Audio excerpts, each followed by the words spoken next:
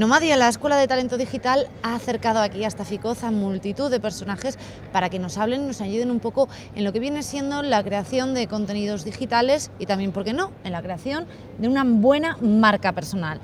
Por eso ha invitado también a Fernando Álvarez, que él es coach y también autor desde latrinchera.com. Cuéntame un poquito, ¿qué has contado en la charla que de tener una estrategia a la hora de profesionalmente ir hacia el futuro, digamos, ¿no? Es decir, estamos yo creo que muy acostumbrados a ir prácticamente en cualquier dirección. Es decir, bueno, pues voy buscando trabajo, o me pongo por mi cuenta y voy a ver lo que sale. Cuando haces eso y lo haces de esa forma, el problema que conlleva es que terminas muchas veces en puestos de trabajo o en experiencias profesionales que para nada son de tu gusto.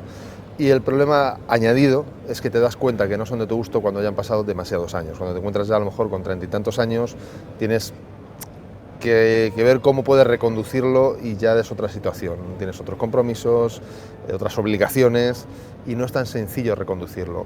Por lo tanto, cuanto antes puedas empezar, incluso aunque tengas 40 años, hoy es el mejor día para empezar, mucho mejor que dentro de 3 años, o si puede ser con 20 o con 30, evidentemente, a tener una estrategia marcada de hacia dónde quieres ir.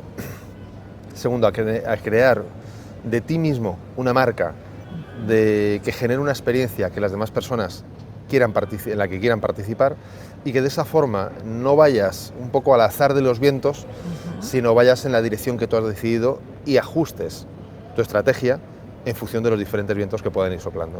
¿El autoestima también puede afectar un poco a la creación de esa marca personal? Absolutamente. Es decir, no puedes tener una buena marca personal si no tienes una buena autoestima. Por eso el coaching es tan necesario en este sentido. El coaching trabaja desde el comportamiento, trabaja desde la persona, desde el ser.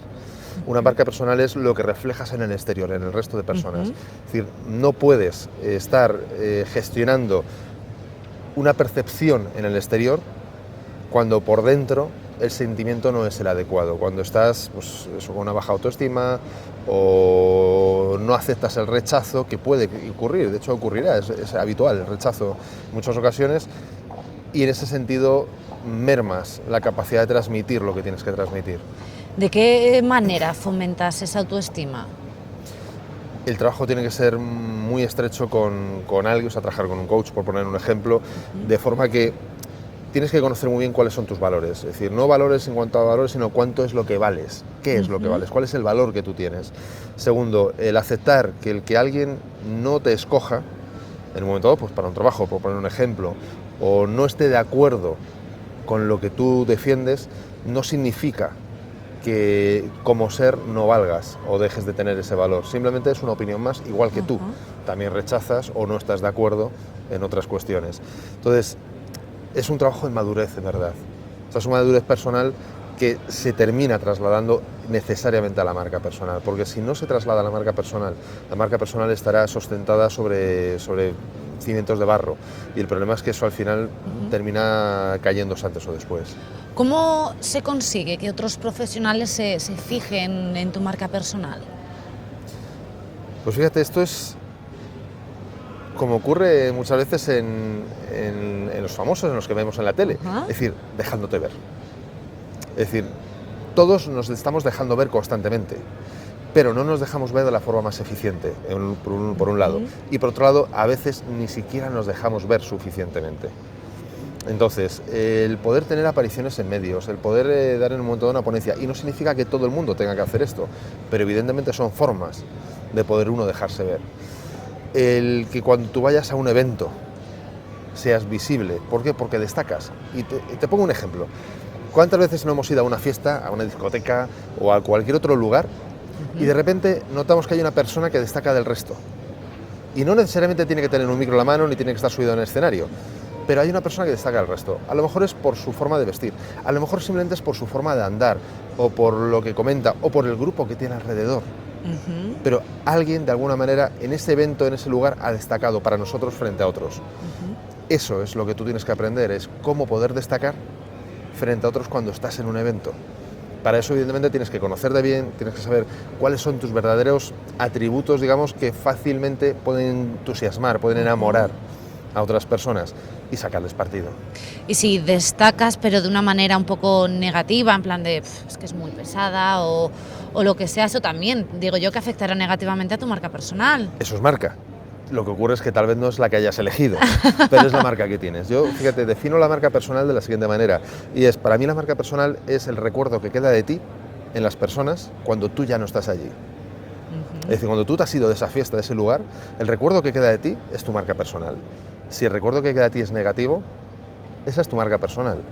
Si es positivo, esa es tu marca personal. La pregunta es, ese recuerdo, esa marca personal, ¿es gestionada por ti o no es gestionada por ti?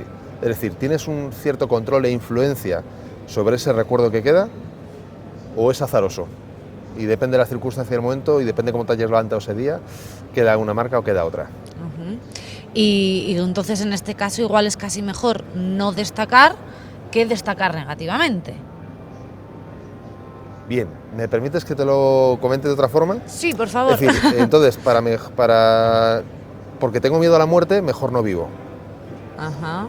Es claro, mejor arriesgarse decir, a pesar de todo, ¿no? El hecho de vivir significa que nos tendremos antes o después que morir.